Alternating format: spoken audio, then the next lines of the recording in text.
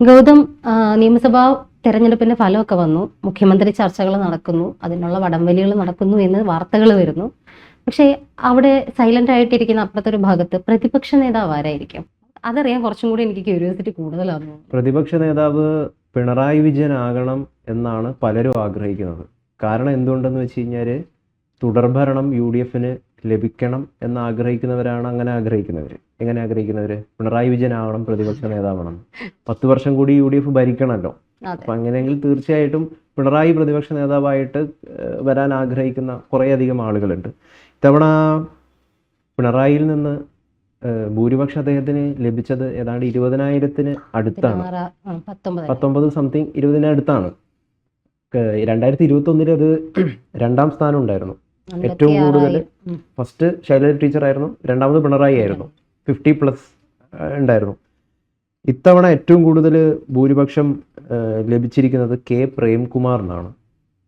35 പേരിൽ ഒറ്റപ്പാലത്ത് നിന്ന് വിജയിച്ച K. പ്രേംകുമാർ 26,777 വോട്ടുകൾക്കാണ് അദ്ദേഹം വിജയിച്ചിരിക്കുന്നത്. നമ്മളെ ബാലഗോപാലിന് നോക്കുകയാണെങ്കിൽ ഏതാണ്ട് 1,012 വോട്ടുകൾക്കാണ് അദ്ദേഹം ജയിച്ചത്. KN ബാലഗോപാൽ കൊട്ടാരക്കരയിൽ നിന്ന്. മുഹമ്മദ് റിയാസ് ബേപ്പൂരിൽ നിന്ന് ജയിച്ചതാട്ടെ 7,487 വോട്ടുകൾക്കാണ്. അപ്പം ഇങ്ങനെയൊക്കെയാണ്, വളരെ നേരിയ നിലയിലാണ് പലരുടെയും വിജയം എന്ന് പറയുന്നത്. അതിലിപ്പം സീനിയറായിട്ട് നിൽക്കുന്നത് പിണറായി വിജയനും KN ബാലഗോപാലുണ്ട്, പിന്നെ മുഹമ്മദ് റിയാസും ഉണ്ട്. അപ്പം ആർക്ക് കൊടുക്കും? പിണറായി വിജയനിലും KN ബാലഗോപാലിലുമാണ് ചർച്ചകൾ ഇപ്പം നീങ്ങുന്നത്. ഇവർക്ക് രണ്ടിലും ആർക്കെങ്കിലും സാധ്യതയുണ്ടോ? പിണറായി മാറി നിൽക്കാനുള്ള സാധ്യതയുണ്ടോ? അല്ലെങ്കിൽ അത് മുഹമ്മദ് റിയാസിലേക്ക് പോകുമോ എന്നുള്ളത്. കോഴിക്കോട് നിന്ന് ഒരൊറ്റ ഒരാളാണ് LDFൻ്റെ ജയിച്ചത്, അത് മുഹമ്മദ് റിയാസ് മാത്രമാണ്. അപ്പം മുഹമ്മദ് റിയാസിലേക്ക് പോവുകയാണെങ്കിൽ കാര്യങ്ങൾ കൂടുതൽ ഗുരുതരത്തിലേക്ക് മാറും എന്നുള്ളതാണ് നമുക്ക് പറയാൻ പറ്റുന്നൊരു കാര്യം. കാരണം വീണ്ടും ഈ പറയുന്ന മരുമോനോടുള്ള താല്പര്യം. പക്ഷേ മുഹമ്മദ് റിയാസിന്റെ ചാൻസ് തീരെ കുറവാണെന്നാണ് എന്റെ വ്യക്തിപരമായ എൻ്റെ ഒരു മനസ്സിലാക്കലില്. ലീഗ് അത്ര സ്ട്രോങ് ആയിട്ട് 22 പേര് അവിടെ നിൽക്കുകയാണ്. അല്ല, പക്ഷെ എൻ്റെ ഒരു അഭിപ്രായത്തിൽ മുഹമ്മദ് റിയാസ് എന്ന് പറയുന്നത് ഇനി ഭരണം ഇവർക്ക് തിരിച്ചു പിടിക്കാനുള്ള നിലവിൽ ഇവർക്കുള്ള ഒരേ ഒരു കച്ചിത്തുരുമ്പാണെന്നാണ് ഞാൻ പറയുക. കാരണം മുഹമ്മദ് റിയാസ് ഒരു മുസ്ലിം, മതപരമായിട്ടൊരു മുസ്ലിമാണ്. നമുക്കറിയാം നിലവിലിപ്പം UDF അധികാരത്തിൽ വന്നത് അവർക്ക് കുറേയധികം മുസ്ലിം കൺസോളിഡേറ്റഡ് ആയിട്ടുള്ള വോട്ട് അവർക്ക് ലഭിച്ചിട്ടുണ്ട്. LDFന് നിരവധിയായിട്ടുള്ള മുസ്ലിം വോട്ടുകൾ നഷ്ടപ്പെട്ടുകയും ചെയ്തിട്ടുണ്ട്. അപ്പോൾ തീർച്ചയായിട്ടും അത്തരത്തിലുള്ളൊരു സാമുദായിക പൊളിറ്റിക്സ് കളിക്കണമെങ്കിൽ തീർച്ചയായിട്ടും അത് മുഹമ്മദ് റിയാസിലൂടെ കളിക്കാൻ പറ്റുമെന്ന് പറയുന്ന ഒരു സാധ്യത അവിടെ നിലനിൽക്കുന്നുണ്ട്. അപ്പോൾ എങ്ങനെ മുഹമ്മദ് റിയാസിനെ ഉപയോഗപ്പെടുത്തും എന്നുള്ളതൊരു പ്രധാനപ്പെട്ടുള്ളൊരു ഘടകമാണ്. മുഹമ്മദ് റിയാസിനെ പ്രതിപക്ഷ നേതാവാക്കി ഇനി അധികാരത്തിൽ വരുമ്പം അദ്ദേഹത്തിന് ഒരു മുഖ്യമന്ത്രി കാൻഡിഡേറ്റ് ആയിട്ട് LDFന് ഉയർത്തി കാണിക്കാൻ പറ്റുന്ന ഒരു സാഹചര്യമുണ്ട്. കേരളത്തിൽ അപ്പോൾ ഒരു മുസ്ലിം മുഖ്യമന്ത്രിയെ ഞങ്ങൾ കൊണ്ടുവരുന്നു എന്ന് പറയുന്ന ഒരു സാധനം രൂപപ്പെടുത്താൻ സാധിക്കും. അത്തരത്തിലുള്ള കുറേയധികം സാധ്യതകൾ മുഹമ്മദ് റിയാസിൽ കിടക്കുന്നുണ്ട്. അതൊക്കെ മാറ്റി വെച്ചുകൊണ്ട് വീണ്ടും പിണറായി വരുമോ, അല്ലെങ്കിൽ KN ബാലഗോപാലിനൊന്നും അങ്ങനെ ഒരു പ്രതിപക്ഷ നേതാവായിട്ട് ഷൈൻ ചെയ്യാനുള്ള, പ്രതിപക്ഷ നേതാവ് എന്ന് പറയുന്നത് തീർച്ചയായിട്ടും ഒരു ഷൈൻ ചെയ്യാനുള്ളൊരു പോസ്റ്റാണ്. ജനങ്ങളെ ഹരം കൊള്ളിപ്പിക്കാൻ പറ്റുന്ന, ഇവരുടെ നെറുകേടുകളൊക്കെ വിളിച്ചു പറയാൻ പറ്റുന്നൊരു, അത്രയും സംസാരിക്കാൻ കഴിവുള്ള ആളുകൾക്കൊക്കെ ഇപ്പോൾ രാഹുൽ മാങ്കൂട്ടത്തിലൊക്കെ ഒരു പ്രതിപക്ഷ നേതാവായി വരികയാണെങ്കിൽ അത് ഭയങ്കര ഹരം കൊള്ളിപ്പിക്കുന്ന ഒരു കാഴ്ചയായിരിക്കും. KN ബാലഗോപാലിനൊക്കെ അങ്ങനെ ഷൈൻ ചെയ്യാൻ പറ്റുമോ എന്നുള്ളൊരു ചോദ്യം നിലനിൽക്കുന്നുണ്ട്. പക്ഷേ ഇവിടെ പിണറായി വിജയൻ എന്തായാലും MA ബേബി കനിയാണ്ട് ഇനി അവിടെ ചെന്നിട്ട് പിണറായി വിജയൻ്റെ ഇപ്പോഴത്തെ ഒരു സ്റ്റേറ്റ്മെന്റ് അല്ലെങ്കിൽ ഒരു സൂചന നമുക്ക് കിട്ടുന്നത് എന്താണെന്ന് വെച്ചാൽ, അദ്ദേഹത്തിനെ ആരെങ്കിലും നിർബന്ധിക്കുകയാണെങ്കിൽ മാത്രം, പാർട്ടിയും പോളിറ്റ് ബ്യൂറോയും നിർബന്ധിക്കുകയാണെങ്കിൽ മാത്രം അദ്ദേഹം ഈ നേതൃസ്ഥാനം ഏറ്റെടുക്കാമെന്ന് പറയുന്നു എന്നാണ് ഇപ്പോൾ പുറത്തു വരുന്ന വാർത്തകൾ. പക്ഷെ എന്തായാലും പ്രതിപക്ഷ നേതാവ് ഇതിൻ്റെ ഒപ്പം തന്നെ അപ്പുറത്ത് ഉപപ്രതിപക്ഷ നേതൃസ്ഥാനം കൂടി വേണമെന്ന് പറഞ്ഞിട്ട് CPIയിലെ ബിനോയ് വിശ്വം വന്നിട്ടുണ്ട്. അദ്ദേഹം ഇപ്പോൾ ഒരു തുറന്നു പറച്ചിലൊക്കെ നടത്തി ആശമാരുടെ പിന്നാലെ ചെന്നായിരുന്നു, ആശമാരോട് കാണിച്ചത് ശരിയായില്ല എന്ന് പറഞ്ഞുകൊണ്ട്. അപ്പോൾ അവിടെയും ഒരു വടംവലിക്കുള്ള സാഹചര്യം ഒരുങ്ങി വരുന്നുണ്ട്. പക്ഷെ ഇവിടെ പ്രതിപക്ഷ നേതാവ്, എനിക്ക് തോന്നുന്നു ഇവിടെ പിണറായി വിജയൻ അല്ലാണ്ട് അപ്പുറത്ത് അത്രയും അടി നടന്നാലും അവിടെയുള്ളൊരു മെറിറ്റ് എന്താന്ന് വെച്ചാൽ അവിടെ ഒരുപാട് പേരുണ്ട് കഴിവുള്ളവര്. ഇവരിൽ ആരെയാക്കുമെന്ന് അവരടി നടത്തണേ. പക്ഷെ ഇപ്പുറത്ത് ഈ സമയത്ത് LDF ആയിരുന്നു ജയിച്ചിരുന്നതെങ്കിൽ ഉറപ്പായിട്ടും ഇപ്പൊ സത്യപ്രതിജ്ഞയും കഴിഞ്ഞ് പിണറായി വിജയൻ കമല ചേച്ചിയും കൊണ്ട് ഒരു ട്രിപ്പും പോയേനെ. പക്ഷെ പുള്ളിക്ക് വേറെ ആരോടും ചോദിക്കാനില്ല ആരാകും എന്നുള്ളത് പാർട്ടിയിൽ സംശയം വരാത്തൊരു ക്വസ്റ്റ്യൻ ആണ് അവിടെ. പക്ഷെ ഇവിടെ പ്രതിപക്ഷ നേതൃസ്ഥാനത്തേക്ക് വരുമോ എന്നുള്ളതിൽ വരുമ്പോൾ മാത്രമാണ് പിണറായി വിജയൻ മാറി നിൽക്കുവോ. പിണറായി വിജയൻ വീണ്ടും വരികയാണെങ്കിൽ പഴയ സാധനങ്ങൾ തന്നെ അതേ വിമർശനങ്ങൾ തന്നെ അദ്ദേഹം ആർക്കും ഒഴിഞ്ഞു കൊടുക്കുന്നില്ല. പക്ഷെ അദ്ദേഹത്തിന് നേതൃസ്ഥാനത്ത് നിന്ന് മാറി നിൽക്കാൻ പറ്റുമോ എന്നുള്ളത് വലിയൊരു ക്വസ്റ്റ്യൻ ആണ്. അദ്ദേഹം അല്ലാതെ മറ്റാരുണ്ട് എന്നുള്ളത്. അതെ, ഞാനല്ലാതെ മറ്റാരെന്നാണ് അദ്ദേഹം ചോദിക്കുന്നത്. 25 വർഷക്കാലമായിട്ട് 15 വർഷത്തോളം പാർട്ടി സെക്രട്ടറി ആയിട്ട് തന്നെ ഇരുന്നു. അത് കഴിഞ്ഞിട്ട് ഇങ്ങോട്ട് വരികയാണെങ്കിൽ 10 വർഷം കേരളത്തെ ഭരിച്ചു. അപ്പൊ എങ്ങനെ നോക്കിയാലും CPM-ന്റെ കേരളത്തിൽ ഏറ്റവും ഉന്നതനായിട്ട് നിന്നൊരു മനുഷ്യൻ, വ്യവസായ പ്രമുഖർക്ക് പോലും ഇദ്ദേഹത്തിന് പേടിയാണ് എന്ന് പറയുന്ന, ശരിക്കും ആ സൈലന്റ് മനുഷ്യനുള്ളിൽ ഒരു ഡോണിന്റെ ഒരു പകർപ്പോട് കൂടി നടക്കുന്ന ഒരാള്. അങ്ങനെ ഒരാൾക്ക് പ്രതിപക്ഷ നേതൃസ്ഥാനം പോലും ഇല്ലാണ്ട് വെറും ഒരു MLA ആയിട്ട് ആ സഭയിൽ ചെന്നിരിക്കാൻ പറ്റുമോ? അല്ല, ജനങ്ങളെ കൂടുതൽ വെറുപ്പിക്കുന്നതിന് സമാനമാകുന്നാണ് ഞാൻ മനസ്സിലാക്കുന്നത്. വീണ്ടും മുഖ്യമന്ത്രി എന്താണ് നമ്മുടെ പിണറായി വിജയൻ പ്രതിപക്ഷ നേതാവായിട്ട് വരികയാണെങ്കിൽ, ഇതുവരെ അദ്ദേഹം പ്രതിപക്ഷ നേതാവായിട്ട് വന്നിട്ടില്ല. ആ റോള് അദ്ദേഹം ഇതുവരെ ഏറ്റെടുത്തിട്ടില്ല. അദ്ദേഹത്തിന് പ്രായം ഇപ്പം 80 കഴിഞ്ഞു. ആരോഗ്യപരമായിട്ട് പല രീതിയിലുള്ള പ്രശ്നങ്ങളുണ്ട്. ഓടിച്ചാടി നടന്ന് ചെയ്യേണ്ട ഒരു പണിയാണ് ഈ പ്രതിപക്ഷ നേതാവിൻ്റെ റോള് എന്ന് പറയുന്നത്. PR ആളുകൾ പറഞ്ഞു കൊടുക്കുന്നത് പോലെ എഴുതി കൊടുത്തത് മാത്രം വായിച്ചു കഴിഞ്ഞാൽ നടപടിയാകില്ല. കാര്യങ്ങൾ അല്ലാതെ തന്നെ എടുത്തിട്ട് പറഞ്ഞിട്ടൊക്കെ സ്ട്രൈക്ക് ചെയ്യേണ്ട, കമൻറ്റ് ചെയ്യേണ്ട ഒരു സംഗതിയാണ്. അതിനൊക്കെയുള്ളൊരു ശേഷി നിലവിൽ പിണറായി വിജയൻ ഉണ്ടോ എന്നുള്ളതൊരു പ്രധാനപ്പെട്ട ഒരു കാര്യമാണ്. അത് മാത്രമല്ല, അദ്ദേഹത്തിന് ഇത് വീണ്ടും പ്രതിപക്ഷ നേതാവായിട്ട് അദ്ദേഹത്തെ അദ്ദേഹം പ്രതിപക്ഷ നേതാവായി അദ്ദേഹത്തെ കൊണ്ടുവരികയാണെങ്കിൽ പുതിയ ആളുകൾക്കൊന്നും ഒരു അവസരം വഴി തുറന്നു കൊടുക്കുന്നില്ല എന്ന് പറയുന്ന സ്ഥിരം വിമർശനം വീണ്ടും ഉയരാനുള്ള എല്ലാ സാധ്യതയുണ്ട്. കാരണം മുഹമ്മദ് റിയാസ് അവിടെയുണ്ട്, KN ബാലഗോപാലിനെ പോലുള്ള ആൾക്കാരുണ്ട്. ഇവർക്കൊന്നും സ്ഥാനം, ഇദ്ദേഹത്തിന് ബാക്ക് സീറ്റ് റോള് എടുക്കാമല്ലോ. പുറകിലിരുന്നിട്ട് തന്ത്രം ഉപദേശിച്ചു കൊടുത്താൽ മതിയല്ലോ. ഫ്രണ്ടിലിരുന്ന് ആളുകൾക്കത് പെർഫോം ചെയ്യാമല്ലോ. അങ്ങനെ ഒരു ഓപ്ഷൻ കൂടി വേണമെങ്കിൽ സ്വീകരിക്കാവുന്നതാണ്. പക്ഷേ എന്താണ് പോളിറ്റ് ബ്യൂറോയിൽ ഇപ്പം നിലവിൽ പലരും അനുകൂല നിലപാടെടുക്കുന്നത് പിണറായി തന്നെ പ്രതിപക്ഷ നേതാവായിട്ട് വരണം എന്നാണ്. പക്ഷെ അതിനൊരു കാര്യം എന്ന് വെച്ചാൽ അവിടെ വരണ്ട എന്നുള്ളൊരു തരംഗം ശക്തമാണ്. പക്ഷെ പിണറായി വേണ്ട എന്ന് പറയാൻ ആംപിയറുള്ള അല്ലെങ്കിൽ തുറന്നു പറച്ചിലുകൾ നടത്താനായിട്ട് ഇപ്പോൾ ഇവർ പുറത്തു വിട്ടിരിക്കുന്ന ഒരു പ്രസ്താവന തന്നെ ഇങ്ങനെയാണ്: സഖാക്കൾക്ക് എന്തും തുറന്നു പറയാം, ആരെയും ഭയക്കാതെ അഭിപ്രായം തുറന്നു പറയാം. അപ്പൊ ഇത്ര നാൾ ഭയം ഉണ്ടെന്ന് അവർ തന്നെ പറയല്ലേ. പിണറായി വിജയൻ വേണ്ട എന്ന് പറയാനുള്ള പേടി ഇപ്പൊ ഈ കൂട്ടത്തിലുള്ളവർക്കുണ്ട്. ആ ഭയം ഇല്ലാണ്ട് തന്നെ നിങ്ങൾ പ്രതികരിക്കണം എന്നിവരുടെ നേതൃത്വം തന്നെ സഖാക്കൾക്ക് കൊടുക്കണം എന്നുണ്ടെങ്കിൽ, അങ്ങനെ ഒരു നിർദ്ദേശം കൊടുക്കണം എന്നുണ്ടെങ്കിൽ ഇത്രയും നാൾ പേടിച്ചിട്ട് തന്നെയാണ് മാറിയിരുന്നത്. ആ പേടി മാറ്റി വെച്ചിട്ടായിരിക്കോ ഈ ഒരു ചർച്ചയിലേക്ക് ബാക്കി ഇവിടെ നിന്നുള്ള ആൾക്കാർ ചെല്ലുന്നത്, ഈ 35 പേരും ചെല്ലുന്നത്? അതോ ആ പേടിയിൽ തന്നെ നിൽക്കുന്ന ആൾക്കാരാണെങ്കിൽ ഉറപ്പായിട്ടും പിണറായി തന്നെ വരും.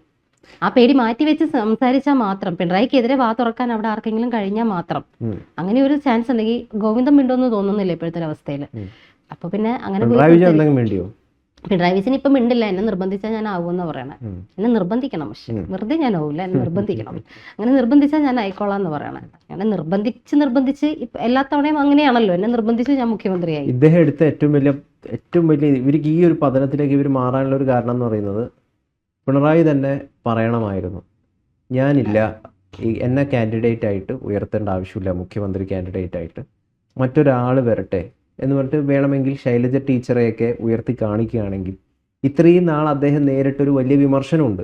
ആ വിമർശനമൊക്കെ പൊളിഞ്ഞു പോകുമായിരുന്നു. കണ്ടില്ലേ, പിണറായി സ്വയം മാറി നിന്ന് ശൈലജയ്ക്ക് വഴി തുറന്നു കൊടുത്തിരിക്കുന്നു എന്ന് പറയുന്ന, തോറ്റിട്ടുണ്ടെങ്കിൽ പോലും ഇതിൻ്റെ പേരിൽ അദ്ദേഹം ശ്രദ്ധേയനാവുമായിരുന്നു. അതൊന്നും ഇല്ലാതെ ഇതെന്താണ്, ഒറ്റ ഫിഗറായിരുന്നു നമ്മൾ റോഡ് മുഴുവൻ കണ്ടത്. പാർട്ടി എന്ന് പറഞ്ഞു കഴിഞ്ഞാൽ ഒരു വ്യക്തിയല്ല എന്ന് നിരന്തരം പാർട്ടിക്കാർ പറഞ്ഞുകൊണ്ടിരിക്കുക. പ്രത്യേകിച്ച് ഈ G. സുധാകരനൊക്കെ ഇറങ്ങിപ്പോയപ്പോൾ അയാളെ എതിർക്കാനായിട്ട് പല അന്തംകമ്മികളും ഫേസ്ബുക്കിൽ കുത്തിരുന്ന് എഴുതിയിട്ടുണ്ടായി, സുധാകര നീയല്ല പാർട്ടി എന്ന് പറയുന്നത് ഒരു വ്യക്തിയല്ല, അതൊരു എല്ലാവരും കൂടി ചേർന്നിട്ടുള്ള വലിയ പ്രസ്ഥാനമാണ് പാർട്ടി എന്നൊക്കെ.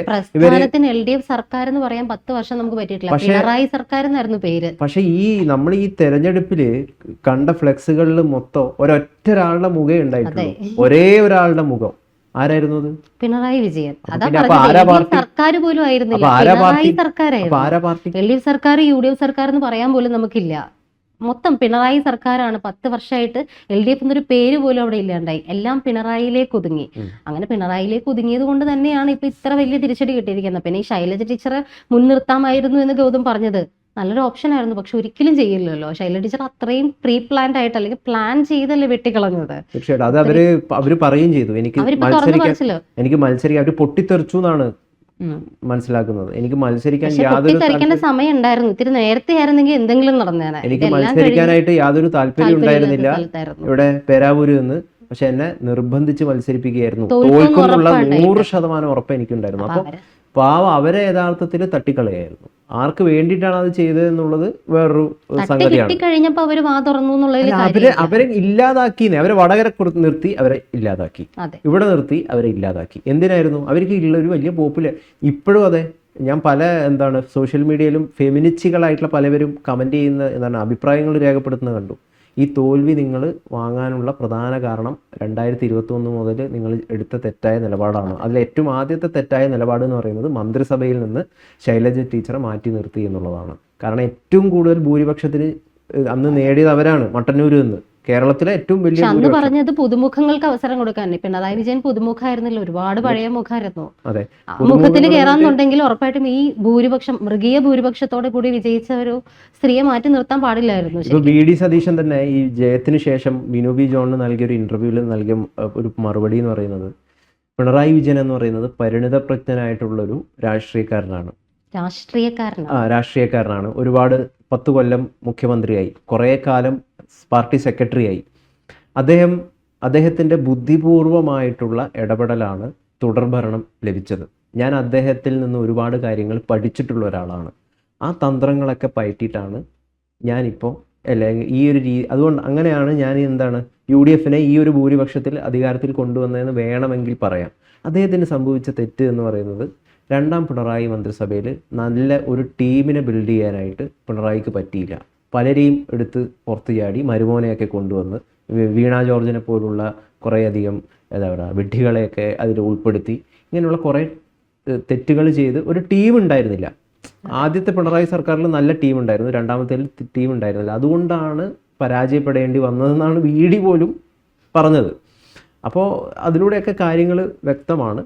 അപ്പം ശൈലജ ടീച്ചർ ആയിരുന്നു LDFൻ്റെ ഈ ഫ്ലെക്സുകളിലൊക്കെ അവരുടെ മുഖമായിരുന്നു നിറഞ്ഞിരുന്നതെങ്കിൽ കാലാകാലങ്ങളായി CPM നേരിടുന്ന കുറേ ഒരു മോശപ്പേരുണ്ട്. സ്ത്രീകൾക്ക് കൃത്യമായിട്ടുള്ള സ്ഥാനം കൊടുക്കുന്നില്ല.